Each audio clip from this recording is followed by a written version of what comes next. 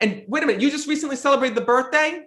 My mom's birthday. He's saying happy birthday to me, happy birthday. He says, listen, I'm not missing out on anything.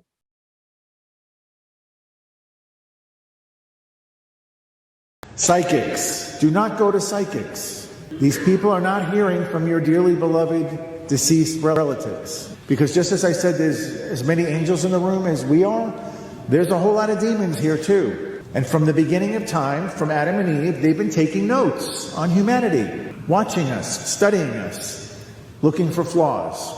We have covered quite a lot of very intense subjects together for the past couple of weeks, and I just want to thank all of you for the feedback, support, and suggestions you've given me. And one particular subject we've often covered together is on those going to the mediums, supposedly talking to their dead loved ones through the mediums. But just like the ex-witch we've listened to in the previous video, sometimes it doesn't really affect us emotionally when we listen to the exorcist warning us about these things, probably because we don't have a face on these people. By that I mean we sometimes fail to see that the people going to the mediums are real people, real families, who are heartbroken, sad, depressed, who still can't get over the death of their loved ones. So yesterday, I tweeted and tagged a person who calls himself America's top medium, stating that what he's doing is sinful and demonic, and that he's not doing anyone a favor, neither his clients nor himself. Just take a look at how these sessions between him and his clients, just take a look at how emotional these people are, listening to the messages received through the medium, and we all know that he's really receiving them from the demons here. But I hate that these vulnerable people are being taken advantage of, and I just hope that we can all do our parts in sharing videos of the priests with our friends and family out there. There are a lot of videos of priests out there talking about these things that we can share with them.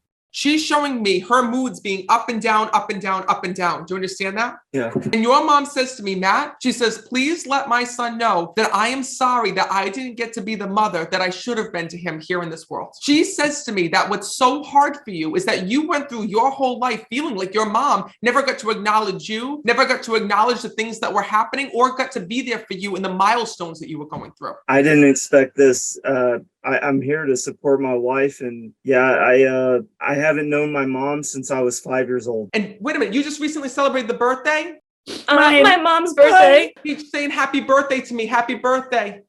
He says, listen, I'm not missing out on anything. But your husband says to me that you were the most important person in his life here in this world. He says, and I want to let you know how much that I love you, because he's bringing that through. Your husband just said to me that at one point you were sleeping with things of his. His cremains right next to my bed. Shut the hell up. So no, it's his way of acknowledging that. He goes, because Matt, he goes, she was so destroyed. She goes, you put that there because you're like, how am I going to live life without my husband? He shows me you did everything with one another. How am I going to go to bed without him here? Because there's clothing or certain clothing pieces of hers that friends have that they wear. Because she tells me my friends wear my clothes, she's telling me.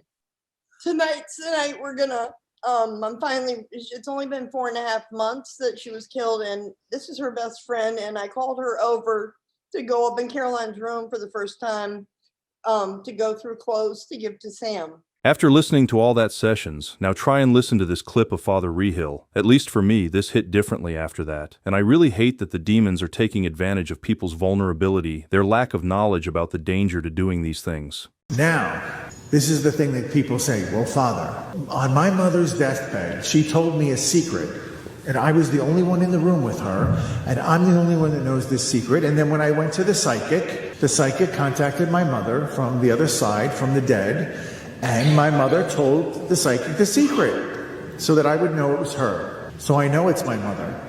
Okay, let me tell you something. If your mother's in heaven, she has better things to do than go talk to her children who are still here. That might sound cruel, but believe me, heaven is so far better that they still love you, but they have better things to do. And by the way, you need permission to do that. God's not going to just give permission. Go float around earth now. No, he's got jobs in heaven. And remember, they do them immediately, completely, and perfectly, and joyfully. So they're not looking to go back and visit their children. If they're in purgatory, even less. Now they have no ability. They can't even pray for themselves. They're waiting for people to pray for them. Also, with rare exception, do people leave purgatory? It has happened, but they come back and ask for masses and prayers to get them to heaven. That's it. They don't say, and by the way, remember the secret I told you? They don't do that. And then, of course, when they're in hell, they're not getting out of there either, so that's a done deal. So what happened? Well, in that hospital room when your mom was dying, there were demons there, and they heard what she said, and they wrote it down, made a little note of it, And it's a community. These demons are a community. They speak to each other. They influence around all over hell. Oh, look, this one's going to a psychic. Make sure you mention the secret her mom said. It'll get her writing. That's what they do. And it's very deceptive. And it's very easy to be misled because your emotions are firing. You miss your mother. You're sad. You're grieving. And then you hear the secret that you heard. And suddenly it has to be mom. It's not your mother. So stay away from the psychics. And I've also put together a few other clips on this subject for you, and you can check out the links to the original videos in the description box below. Please go to those links and share those videos with your friends and family. We're not allowed to do that, and there's many reasons why. The first is we look at the Catechism of the Catholic Church. And in the Catechism, in paragraph 2116, it clearly states that all forms of divination, which means asking or seeking knowledge of the future or unknown wisdom, all forms of that, whether it's asking Satan or demons for help, conjuring up the dead, or other practices that are meant to gain some kind of knowledge of the future or hidden knowledge, consulting horoscopes, astrology, palm reading, tarot cards, clairvoyance, mediums, Ouija boards, all of those things, it specifically warns not to become involved in those. And there's a couple reasons why. First, if we consult those kind of things, what we're doing is we're opening up a doorway which potentially evil and demonic things can start affecting our lives through. And we don't want to obviously open ourselves up to that. And so the church is very clear on its teaching not to get involved. Another reason is because if we place our trust and our hope in those things, our hope and our trust is meant to be placed in God and to God alone. And so if we're placing our hope and our trust and our faith in some kind of hidden knowledge or something like that, it's very easy for the devil to manipulate us and to lead us away from God. And not to mention that we know that many of these things are scams, they're tricks. And many different people throughout history have even exposed that. One story that comes to mind is of the illusionist Harry Houdini, who's very well known in history as one of the greatest escape artists and illusionists and trained magicians in U.S. history.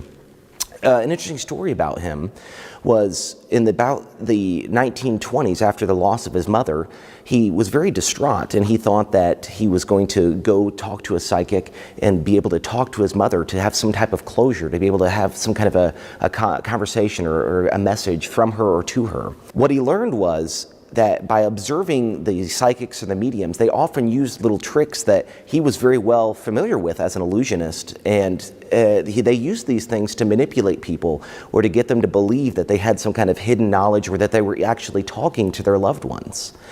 And so he became, for the rest of his life, very adamant about exposing these spiritualists as not authentic. And there have been other magicians and illusionists throughout history that have also done the same thing to show that most of what they're doing are these age-old parlor tricks that are meant to deceive and trick us. So if we consult with a psychic or a medium, or we use a Ouija board, and we have that potential to open that doorway to demonic activity that can infest our homes, our hearts, our minds, our souls, and start affecting us. And in fact, at such an extreme case, it can even lead to demonic possession. And that so many times in cases of exorcisms or different demonic activity, there's some kind of a pathway to the occult that had been opened through the use of Ouija boards or mediums or any of those types of things. One thing that we realize is we have to be very sympathetic, because the reason that people often seek the help of a medium or a psychic is because there is some kind of a loss, a pain or a sorrow, and we recognize that. And we recognize that desire to want to have closure, to want to have answers. We don't seek the answers to those things in mediums or sorcerers or in fortune tellers or any of those things. We seek the answers in Jesus Christ. There's always going to be unknowns for us in this life, things that we don't understand, things that are beyond what we realize, or we don't understand why they're happening, or the pain or the sorrow or the suffering. But what we can always remember is that Jesus is with us every step of the way, and we strive to trust Him, to know that He is leading us to a place where all things are made right again. So we always strive to stay close to the source of grace, close to Jesus Christ, and that is where we will find all things that our hearts, minds, and souls desire. And here's another one, this time from Father George Eliot. You see, within any of these superstitious practices or spells, or witchcraft, anything in that category, what is really happening is that it is trying to control the demonic. You try to control the evil spirits who, in fact, are more powerful than human beings, so that they will control things in your favor. And this is something that can be done, right? Spells they're actually real things. That can happen. Curses are real things. That is possible. That's something that exists in the world because demons exist in the world, and they know that we as human beings are weak and we desire that power. However, these demons cannot be controlled. They will allow themselves to be controlled for a period of time, not actually being controlled. They will essentially do the will of a human being for a period of time. But what happens is they enslave the human being while they are doing it. So it's almost kind of like fishing, right? So they'll allow the human being, to eat the bait, but then they set the hook. And then they can draw the human being all the way into the depths of hell through that. And so really, even if, they say, oh, this love spell works, it may work for now, but it destroys a person's marriage and relationship, destroys their soul is what it really comes down to. And so in regard to any of these, the curanderos, palm readers, tarot cards, any spells, potions, anything like that, stay far, far away from it, because it is simply a trick of the devil to draw the soul into the depths of hell. So stay away from that stuff. And the last clip that I want to share with you here is what happens to someone the moment they die. It's a pretty basic and obvious question, but judging by how many people are still going to the mediums, apparently it's not so basic and obvious anymore. Well, we find it on primetime television today with these psychics. I saw this one program where this woman, it almost made me laugh. It was so unbelievable. She said, "Oh, the Lord revealed to me this evening that you have another life left for you on this earth. You just left one life and now you're transitioning to another life." I said, what on earth is this quack talking about? There's only one life. There's no reincarnation. And this is how the devil deceives people. The Mosaic law forbade necromancy in Leviticus 19:31-26, Deuteronomy 11:18 and 12, and made it punishable by death, Leviticus 20:27, 1 Samuel 28:9. And these psychics invoke the dead. They talk to the deceased loved one because the poor soul that has survived the passing of a loved one is beside him or herself, and they're desperate to know the fate of their loved one. I get that. So these psychics take advantage of them like leeches, feeding them a false satanic doctrine of reincarnation and other silly ideas. Now, the church acknowledges that with a special permission of God, the soul of the departed may appear to the living, which happens, with like St. Luis de Gonzaga appearing to Luisa, St. Don Bosco appearing to Vera Grita, servant of God, other saints appearing to other saints on earth. That's not necromancy. They're not invoking them. This always happens at God's initiative, whereas evoking the dead or necromancy is not of God's initiative. And therefore it remains open to deception and always exposes one to the possibility of demonic influence. Now, in the case of hauntings, people sometimes ask the question, if the church teaches that when you die you go to heaven, hell, or purgatory, how can souls be in these other places at the same time? Or how can they leave hell? I thought once you're in hell forever. How can the demons leave hell and go on earth? It even says in Scripture, Satan roams the earth like a roaring lion, looking for someone to devour. Resist him, solid in your faith, right? Well, then how can the church teach you can't leave hell if Satan left hell and he's on earth? And the answer is, number one, the councils of Lyon and Florence declare that immediately after death, the soul is judged, receives a particular judgment, and goes immediately to its eternal destiny of salvation or damnation. Purgatory, heaven, or hell. And the word for immediately in Latin is mox. However, the soul may bilocate from those places. They may be in two places at once. The same thing happened with Jesus' incarnation. He did not leave the Father or the Holy Spirit because, as we know from the early ecumenical councils, they're inseparable, but they're distinct. So only the Son became incarnate without leaving the Father or the Spirit. He bilocated his person in the flesh and the human nature of Mary. Same thing with Padre Pio, right? St. Anthony of Padua, Anselm from Salerno, I forget the name of the, Alphonse di Liguori. These physically bilocated in two places at once. And what most people don't realize about bilocation is that when these mystics physically bilocated, they were not aware of it themselves. God's initiative did it. They didn't. Padre Pio was told that he had bilocated many times. He said, I didn't know. God did it for him. Like Jesus multiplying our acts in the divine will. We don't even know God's doing it.